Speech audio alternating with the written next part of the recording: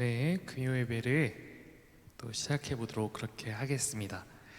찬양 하나 같이 나누도록 하겠습니다. 주를 위한 이곳에 우리 같이 찬양하면서 함께 하나님 안에서 우리 예배자 되기를 하나님께 간구하며 나아갔으면 좋겠습니다. 주를 위한 이곳에 예배하는 자들 중에 그가 찾는 이 없어 주님께서 슬퍼하시네.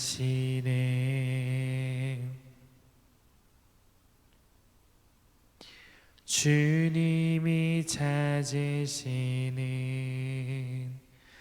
그 한 사람 그 예배자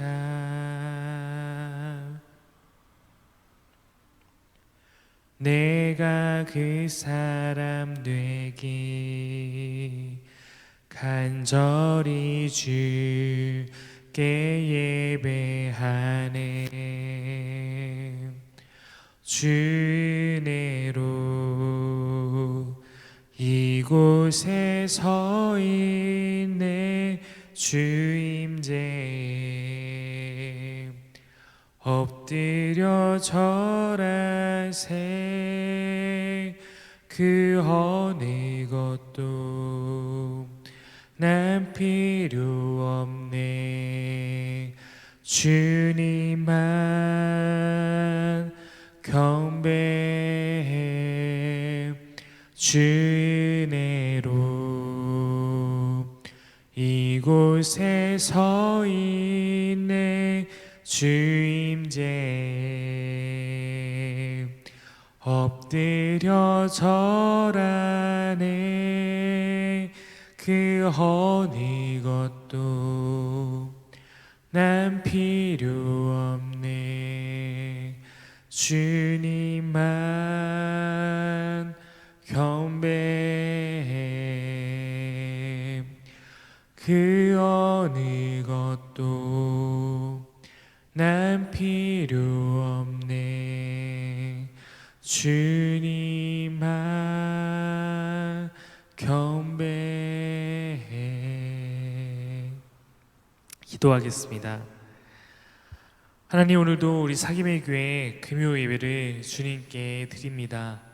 우리가 하나님 함께 모여서 예배하지 못하는 이 금요일의 예배 시간에도 하나님 각자의 처소에서 오늘도 마음 모아 마음을 다하여서 주님께 예배하며 나아갈 때 우리가 이곳에 모여서 예배하는 것과 동일한 은혜로 주님을 만나는 역사가 있을 수 있도록 인도하여 주옵소서. 특별히 마가복음의 내용을 보면서 우리가 마가복음을 통하여서 하나님께서 우리에게 깨닫게 하시는 그 은혜의 말씀을 잘 따라갈 수 있도록 인도하여 주옵시고, 오늘도 그렇게 주님 앞에 한 걸음 더 다가설 수 있는 그런 시간 될 수 있도록 주여 인도하여 주옵소서. 감사드리며 예수님의 이름으로 기도드립니다. 아멘. 네, 오늘은 여러분과 함께 마가복음 7장을 함께 같이 나눠보려고 합니다. 마가복음 내에는 의미 있는 사건들이 매우 많이 있습니다. 보통 제가 주일에는 함께 한 주간의 말씀 가운데 설교로 나눌 본문을, 또 금요일 예배를 통해서는 약간은 함께 토론해 볼 문제나 성경 공부처럼 제가 가르쳐야 될 문제들이나 아니면 묵상 나눔을 할 수 있을 만한 그런 주제를 선정해서 여러분과 함께 나누고 있습니다. 한 주에 우리가 주일과 금요일 보통 이 두 편의 설교를 제가 나누다 보니까 때로는 마가복음 안에서 그 일주일 안에는 다뤄야 될 소중한 이야기가 많이 있는데 다 다루지 못하는 것이 현실적인 상황입니다. 그래서 오늘 이 금요 온라인 예배에서는 좀 우리가 하나의 사건을 깊이 다루는 것을 조금 깊이를 조금 덜어내는 대신 7장, 마가복음 7장에 나타난 세 가지 사건을 조금은 짧게 함께 소개하며 그 한 사건 한 사건에 있는 주님의 메시지를 함께 우리가 그렇게 배우는, 발견하는 그런 시간을 가지려고 합니다. 첫 번째 에피소드는 제가 이렇게 제목을 잡았습니다. 무엇이 더 중요한가? 한번 이 말씀을 제가 한번 여러분과 함께 나눠보도록 하겠습니다. 7장 1절부터 한번 나눠보도록 그렇게 할 텐데 1절부터 먼저 23절까지 말씀을 함께 읽겠습니다. 제가 드라마 바이블로 여러분과 함께 같이 나누면 좋을 것 같아서 그렇게 준비했습니다. 바리새인들과 또 서기관 중 몇 명이 예루살렘에서 와서 예수께 모여들었다가 그의 제자 중 몇 사람이 부정한 손, 곧 씻지 아니한 손으로 떡 먹는 것을 보았더라. 바리새인들과 모든 유대인들은 장로들의 전통을 지키어 손을 잘 씻지 않고서는 음식을 먹지 아니하며 또 시장에서 돌아와서도 물을 뿌리지 않고서는 먹지 아니하며 그 외에도 여러 가지를 지키어 오는 것이 있으니 잔과 주발과 놋그릇을 씻음이로라. 이에 바리새인들과 서기관들이 예수께 묻되 어찌하여 당신의 제자들은 장로들의 전통을 준행하지 아니하고 부정한 손으로 떡을 먹나이까? 이사야가 너희 외식하는 자에 대하여 잘 예언하였도다. 기록하였으되 이 백성이 입술로는 나를 공경하되 마음은 내게서 멀도다. 사람의 계명으로 교훈을 삼아 가르치니 나를 헛되이 경배하는도다 하였느니라. 너희가 하나님의 계명은 버리고 사람의 전통을 지키느니라. 너희가 너희 전통을 지키려고 하나님의 계명을 잘 저버리는도다. 모세는 네 부모를 공경하라 하고 또 아버지나 어머니를 모욕하는 자는 죽임을 당하리라 하였거늘 너희는 이르되 사람이 아버지에게나 어머니에게나 말하기를 내가 드려 유익하게 할 것이 고르반 곧 하나님께 드림이 되었다고 하기만 하면 그만이라 하고 자기 아버지나 어머니에게 다시 아무것도 하여 드리기를 허락하지 아니하여 너희가 전한 전통으로 하나님의 말씀을 폐하며 또 이 같은 일을 많이 행하느니라. 너희는 다 내 말을 듣고 깨달으라. 무엇이든지 밖에서 사람에게로 들어가는 것은 능히 사람을 더럽게 하지 못하되 사람 안에서 나오는 것이 사람을 더럽게 하는 것이니라 하시고 무리를 떠나 집으로 들어가시니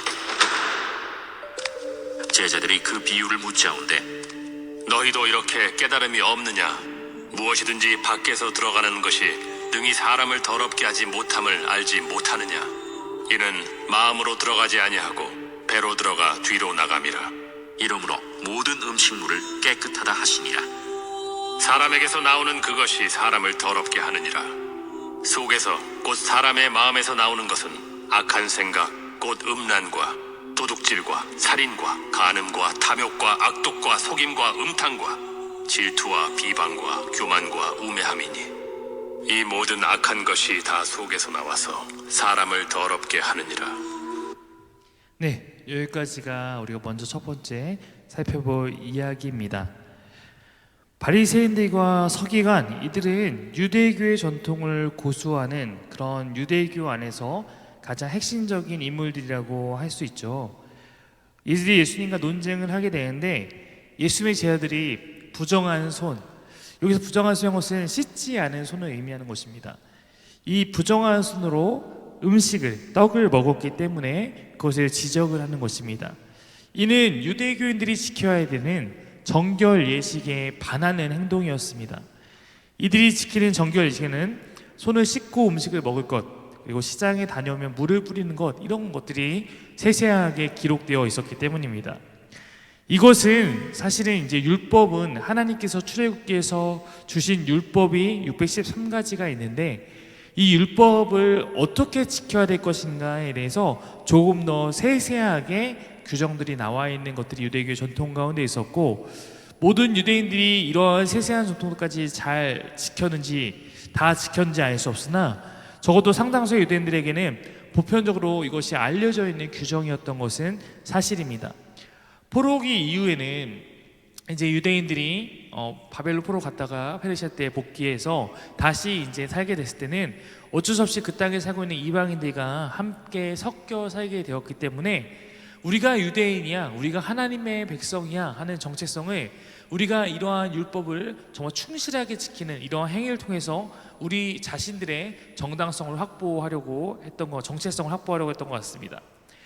정결과 부정, 이것은 거룩한 거, 이것은 더러운 거, 깨끗한 거, 더러운 거, 부정한 거, 이런 것들은 유대인의 삶에 매우 중요한 그런 기준이 되었기 때문에 이제 일상생활 가운데 바리새인과 서기관들은 이러한 규정에 매우 민감하게 반응했습니다.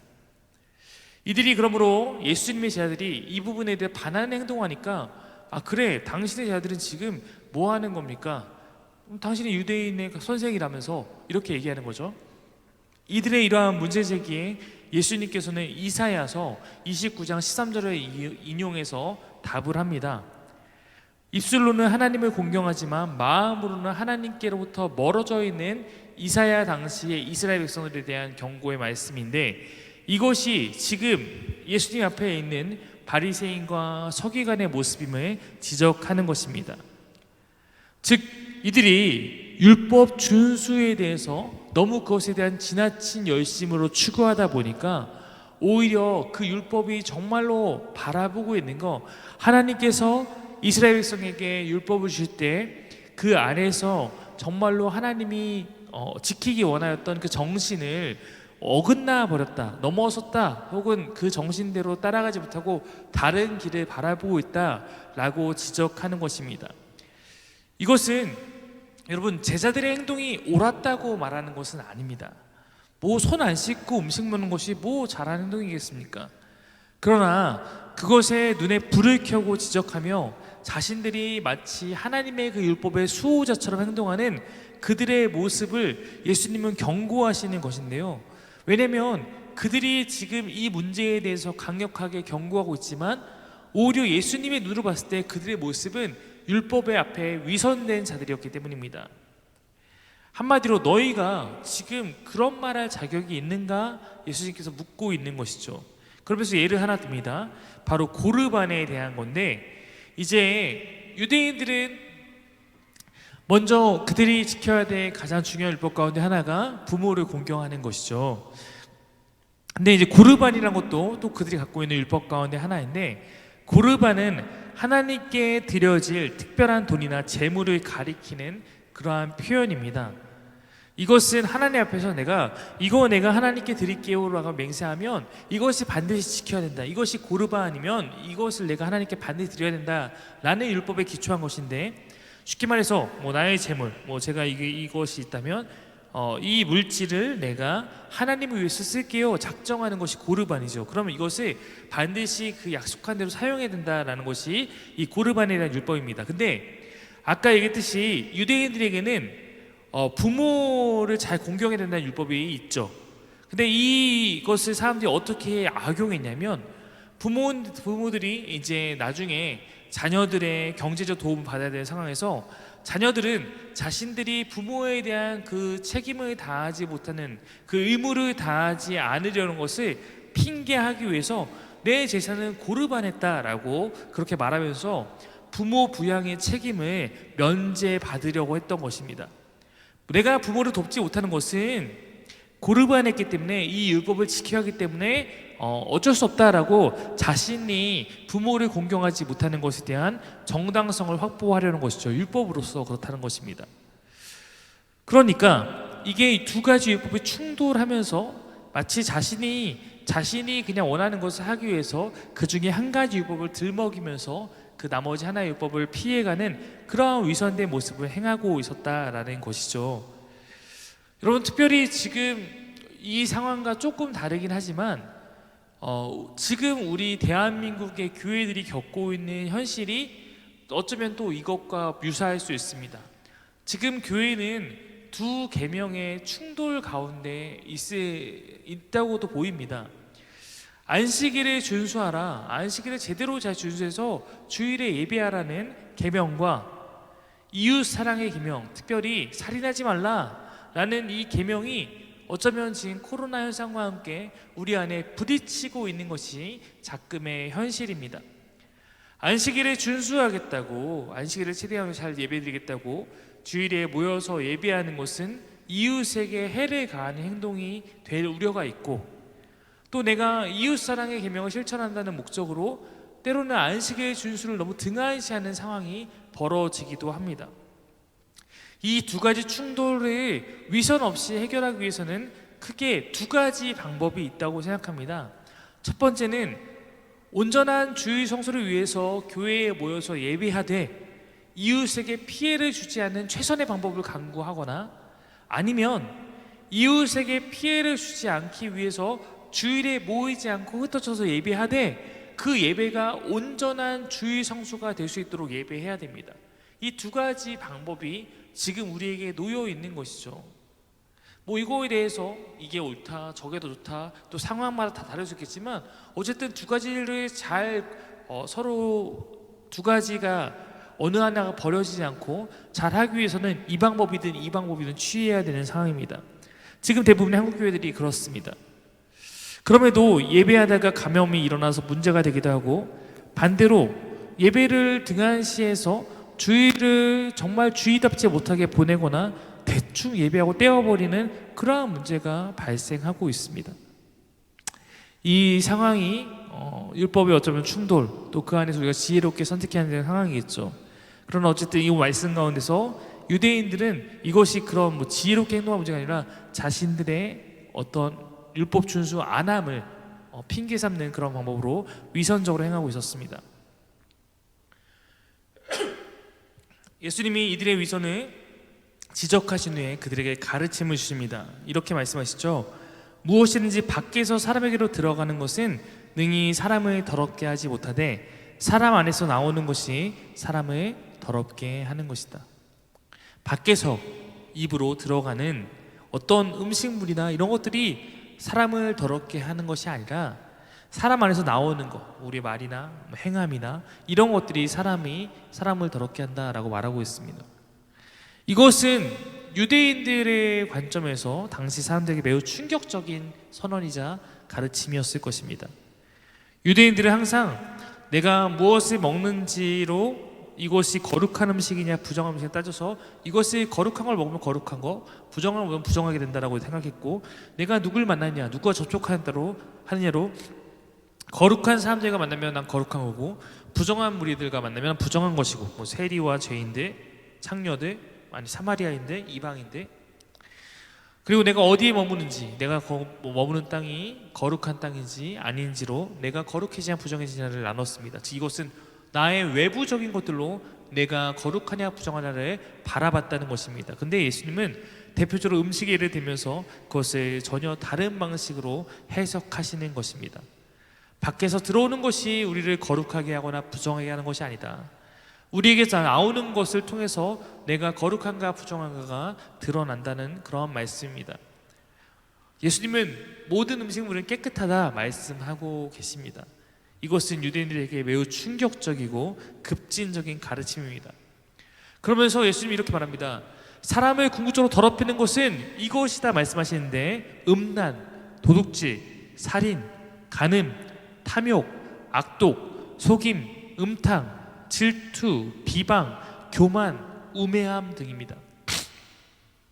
이 12가지 행동을 예로 들어서 이러한 너희의 행동과 너희의 태도들이 모든 악한 생각으로부터 나오는데 이것이 더욱 큰 문제다라고 말하는 것입니다. 쉽게 말하면 우리가 아무리 거룩한 음식만 골라 먹어도 우리의 삶에 위에 12가지 모습이 있으면 그는 부정한 사람이고 다른 사람을 더럽게 하는 사람이라는 것입니다.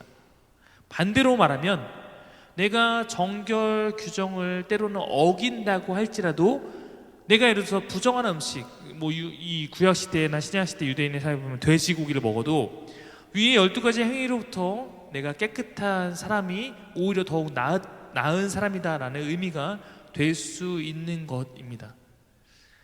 제가 이제 이것을 이 시대에 적용할 때 가장 먼저 떠오른 것은 대표적으로 술의 문제입니다. 기독교인은 술을 마시지 않는 것이 일반적이고 보편적인 원칙입니다. 여러분 아닌 것 같으세요?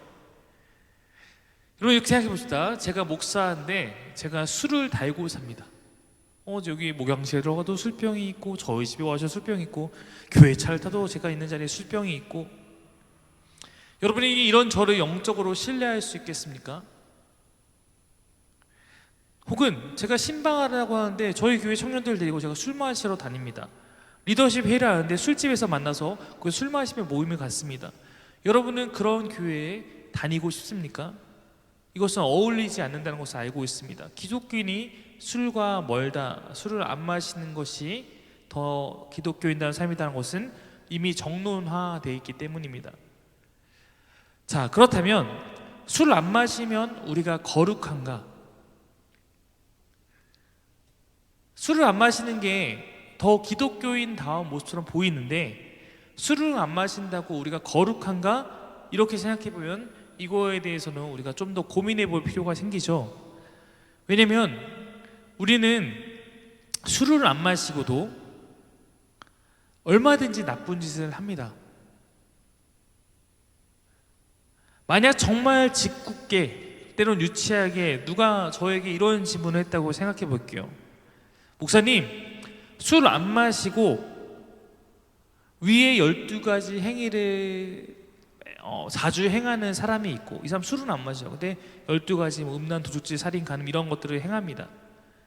반대로 어떤 사람은 술은 마시는데 위에 12가지 행위를 정말로 하지 않고 살아가려고 노력하고 실제로 그런 것을 거의 하지 않는 그런 사람이 있다면 누가 더 나은 사람입니까? 라고 만약에 저에게 묻는다면 저는 술을 마시지만 12가지 행위를 안 하는 사람이 이 사람보다 더 나은 사람이라고 생각합니다. 오해하지 않으셨으면 좋겠는 것은 이런 사람 더 위에 술을 마시지도 않고 그 12가지 행위도 안 하는 사람이 있다고 생각을 합니다. 교회에 오는 성도님들 가운데도 술 마시는 분들이 더러 있죠. 저는 아직 좀 젊은 목사여서 그런지 몰라도 술을 마시는 것에 대해서 당연히 안 했으면 좋겠는 마음도 있지만 우리 혹시 성도님들이나 제 앞에서 가끔 그런 경험들을 내비쳐도 그것으로 제가 여러분을 다르게 보진 않고 있습니다. 그러나 당연히 저는 여러분이 점점 더 술에서 멀어지기를 바라는 마음은 있습니다. 아까 얘기했듯이 술을 마시면서 12가지 행위를 안 하는 사람도 좋지만 술을 안 마시면서 그렇게 산다면 그것이 더욱더 저는 아름다운 삶이 될 수 있다고 생각하기 때문입니다. 최악은 술 안 마시고 다 하는 삶이고요. 제가 술을 끊는 것보다 그런 분들에게 강조하고 싶은 것은 여러분이 예수님을 더욱 사랑하며 예수님을 따르는 삶을 살아가는 것, 이것입니다. 술은 여러분이 정말로 예수님을 깊이 사랑하고 깊이 묵상하고 그분을 따르다 보면 저는 자연스럽게 안 좋아하게 될 수 있다고 생각합니다. 우리는 인간이기 때문에 겉모습, 이 사람이 술을 마시는가 안 마시는가, 담배를 태우는가 안 태우는가, 이런 어떤 외형적인 것으로 우리가 그것을 판단하고 그것을 보지만 어쩌면 우리 내면에는 그보다 더 소중한 문제가 많은 것 같습니다. 제가 경험하고 목격하는 바 술은 예수님 없는 사람들에게 대부분 필요합니다. 자신의 슬픔을 위로하고 또한 기쁨을 만끽하게 해주고 사람들과 어울리게 해주는 도구가 되곤 합니다. 그러나 그와 함께 여러 부작용이 있죠. 판단을 흐리게 해서 더욱 다른 죄들로 빠지게 하고 다른 삶의 영역에도 지장을 주며 때로는 관계를 오히려 끝장내기도 하고 재산을 탕진하게 하기도 합니다. 예수님과 사랑하며 우리가 그분과 친밀해지면 우리는 술 대신에 오히려 예수님으로부터 더욱 큰 위로를 받고 그분 안에서 더욱 기뻐할 수 있으며 주님 안에서 영적인 가족과 동역자들과 같이 함께 더욱 깊은 교제를 갖습니다. 술 없는데도 말입니다. 부작용도 없죠. 그러므로 저는 예수님과 가까워질수록 술이 줄 수 있는 우리에게 주는 여러 유익보다 더 큰 유익이 많기 때문에 예수님과 가까워질수록 우리는 더욱더 술과 멀어지고 예수님과 가까운 안에서 그 안에서 풍성한 삶을 살아갈 수 있다고 생각을 합니다. 그러므로 혹시 술 마시는 우리 성도 여러분이 있다면 술을 끊는 것보다 오히려 더 추구하고 더 바라보고 또 소망하는 것은 예수님과 친밀해지기를 꿈꾸셨으면 좋겠습니다. 예수님을 더 사랑하는 노력, 특별히 그분의 계명을 지키는 삶을 살기 위한 노력이 우리에게 더욱더 필요합니다. 여러분에게서 예수의 향기가 나고 제자의 품격이 드러난 것은 여러분이 무엇을 먹고 사는가 보다 어떤 사람으로서 내가 살아내고 있는가 여기에 달려있다고 생각을 합니다. 두 번째 이야기는 뒤에 이어지는 24절부터 나오는 이야기인데요, 30절까지 말씀인데 제목은 제가 이렇게 달아봤습니다. 예수님을 논리로 이긴 여인 이야기입니다. 한번 같이 이 말씀을 또 들어보겠습니다. 예수께서 일어나사 거기를 떠나 두로 지방으로 가서 한 집에 들어가 아무도 모르게 하시려 하나 숨길 수 없더라. 이에 더러운 귀신 들린 어린 딸을 둔 한 여자가 예수의 소문을 듣고 곧 와서 그 발 아래에 엎드리니 그 여자는 헬라인이요 수로보니게 족속이라. 자기 딸에게서 귀신 쫓아내 주시기를 간구하거늘 자녀로 먼저 배불리 먹게 할지니 자녀의 떡을 취하여 개들에게 던짐이 마땅치 아니하니라. 주여, 올소이다마는 상아래 개들도 아이들이 먹던 부스러기를 먹나이다. 이 말을 하였으니 돌아가라. 귀신이 내 딸에게서 나갔느니라. 여자가 집에 돌아가 본즉 아이가 침상에 누웠고 귀신이 나갔더라. 네, 여기까지가 두 번째 에피소드라고 할 수 있습니다. 여러분, 제가 알고 있는 범위 내에서 예수님은 거의 무적의 논리를 갖춘 분입니다. 이분은 말빨이 너무 좋고 가르침이 너무 탁월해서 대부분 그 앞에 서면 깨갱합니다. 그런데 이러한 예수님을 논리로 이긴 여인이 오늘 성경에 소개되고 있는 것입니다. 이 여인은 유대인의 관점에서 봤을 때 여러 측면에서 예수님께 나아오기에 부적절한 그런 여인이었습니다. 일단은 여인인 것도 유대사회에선 그랬고, 더군다나 이방인이었고 더러운 영이 들린 딸을 둔 그런 자였습니다. 그녀는 수로페니키아 족속, 수로보니게라고 나와 있는 그 족속에 속해 있는 그런 여인인데, 당시의 분위기상 예수님께서 그녀를 배척하지 않고 그녀와 대화를 나누시는 것만으로도 나름 파격적인 행보라고 할 수 있습니다. 그런데 우리는 이 이야기에서 조금 의아함을 발견하겠죠. 이 여인은 이제 예수님 앞에 나와서 발 아래 엎드려서 자기 딸에게 다시 딸에게 있는 귀신을 쫓아내달라고 간구하는데, 이러한 여인의 태도에 맞서서 예수님의 반응은 놀랍도록 냉담합니다. 그녀를 개에 비유하면서 마치 모욕하는 것처럼 느껴지면서 난 너에게 이것을 해줄 의무가 없어 라는 식으로 이야기하는 것이죠. 물론 유대인들은 흔하게 이방인들을 개라고 지칭하곤 합니다.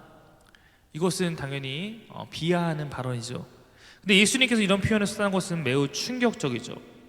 27절 보면 이렇게 나와 있습니다. 예수께서 이르시되 자녀로 먼저 배불리 먹게 할지니 자녀의 떡을 취하여 개들에게 던짐이 마땅치 아니하니라. 즉 예수님이 말하는 자녀는 유대인을 말하는 것이고, 하나님의 백성 이스라엘 백성이 내 자녀이고 자녀를 위해서 먼저 배부르게 하여 먹게 할지니 내가 이것을 왜 개와 나누겠느냐, 결국 이렇게 얘기하는 것으로서 이방 여인의 청을 거절하고 있는 것입니다. 이러한 예수 말씀은 우리가 이해해 본다면 선교의 대상에도 순서가 있음을 보여줍니다. 이 구원의 순서는 사실 아브라함 때부터 이미 드러난 하나님의 계획입니다. 예수님은 이 계획에 따라서 유대인을 먼저 하나님의 백성으로 세우고 그들을 통해서 세상 모든 민족을 구원하고자 했기 때문에 신약에서 또 유대인들에게 먼저 복음을 선포하는 내용이 나타나고 있습니다. 근데 예수님의 이러한 도발은 여인의 반응을 가져오게 됩니다. 보통 우리가 냉담하게 거절당하면서, 더군다나 그냥 거절한 게 또 정중하게 거절한 거잖아, 당신은 개 같은 사람인데 왜 당신을 도와줘? 라고 하면 우리는 감정적으로 반응하게 됩니다. 저 같아도 사실 그럴 것 같아요. 에이 치사해, 지가 그렇게 잘났어? 지가 뭐 예수면 예수지. 어차피 제가 그 상황에 있으면 마음이 토라져서 그랬을 것 같습니다. 근데 그녀는 자신의 감정을 억누르고 매우 논리적으로 예수님의 말에 대답합니다. 28절 보면 이렇게 나와 있어요. 주여, 올소이다마는 상 아래 개들도 아이들이 먹던 부스러기를 먹나이다. 그녀는 다시 예수님을 주님이라고 부르고 있습니다. 예수님은 그녀에게 개라고 했는데 그런 예수님을 매우 멋쩍게 하는 그런 표현이죠. 그리고 구속사역에서 유대인들의 우선권과 자신의 낮은 지위도 인정합니다. 개라는 표현도 수용하면서 더 나아가 그녀는 그러한 개들도 누릴 수 있는 최소한의 권리를 자신의 논리대로 설명합니다. 유대인들이 먼저 떡을 먹는 것은 당연할 수 있지만 이방인인 자신도 마치 개가 주인의 상에 떨어지는 부스러기라도 먹는 것처럼 그런 것을 내가 기대하며 그것 받을 권리가 있다는 것입니다. 어쩌면 그 부스러기와 같은 은혜라도 나에게 주시면 우리 가정에 있는 그 딸이 낳을 것을 기대하는 믿음이 있는 것인지도 모르겠습니다. 근데 이 여인의 이러한 반응이 놀라운 결과로 이어집니다. 예수께서 이르실 때 이 말을 하였으니 돌아가라, 귀신이 내 딸에게서 나가느니라. 네가 그 말을 했다. 그 말로 넌 끝났어. 돌아가, 회복됐어 라고 말하고 있는 것입니다.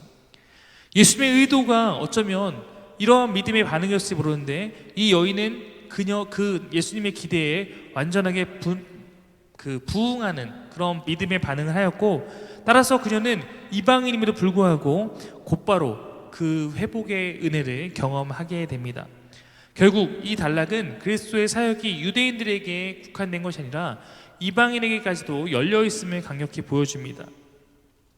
저는 우리 기독교인들이, 저도 마찬가지죠, 참 우리가 감정에 약하다는 생각을 많이 합니다.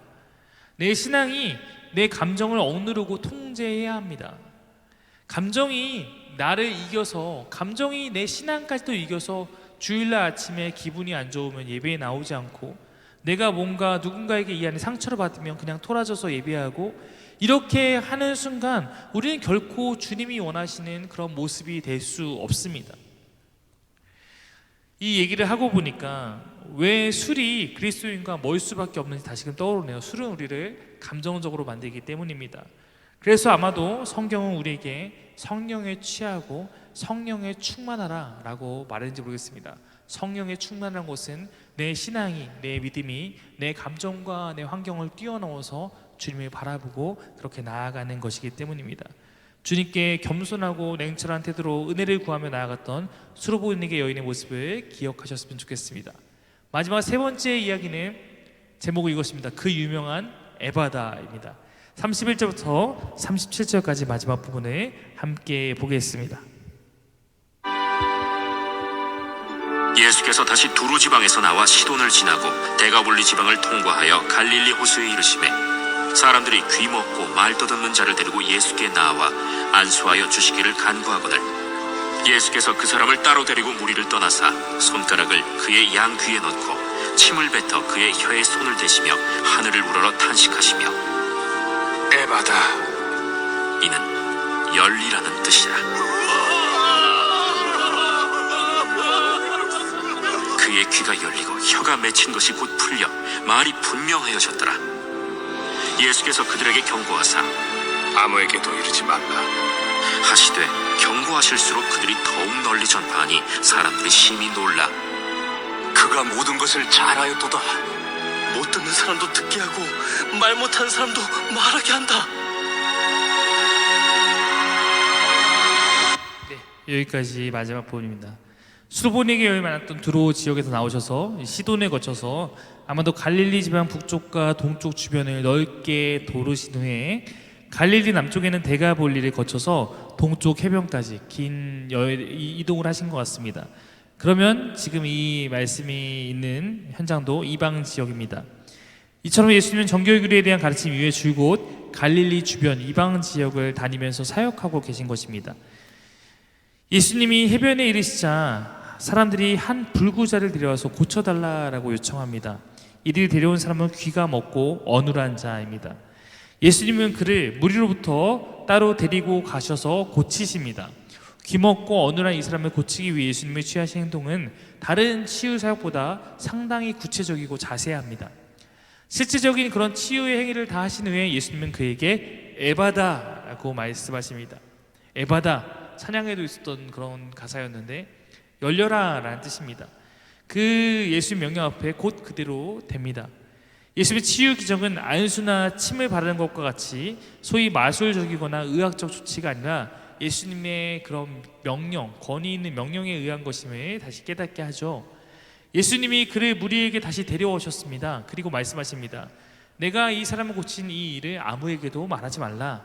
마가복음에서 자주 예수님께 하시는 표현입니다. 하지만 예수님의 이런 당부와 달리 무리들은 사람들에게 널리 이 사건을 전하게 됩니다. 그래서 사람들이 알게 됐습니다. 그 소문을 들은 사람들이 놀라는 반응을 보입니다. 37절 보면 사람들이 심히 놀라 이르되 그가 모든 것을 잘하였도다.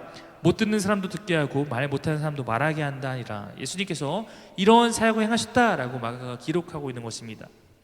근데 이 37절의 말씀은 그냥 사람들의 단순한 이야기가 아닐 수도 있습니다. 왜냐하면 이사야서 35장 5절부터 6절에는 이러한 말씀이 있습니다. 5절 6절 읽어드리면 그때 맹인의 눈이 밝을 것이며 못 듣는 사람의 귀가 열릴 것이며 그때 저는 자는 사슴같이 뛸 것이며 말 못하는 자의 혀는 노래하리니 이는 광야에서 물이 솟겠고 사막에서 시내가 흐를 것입니다.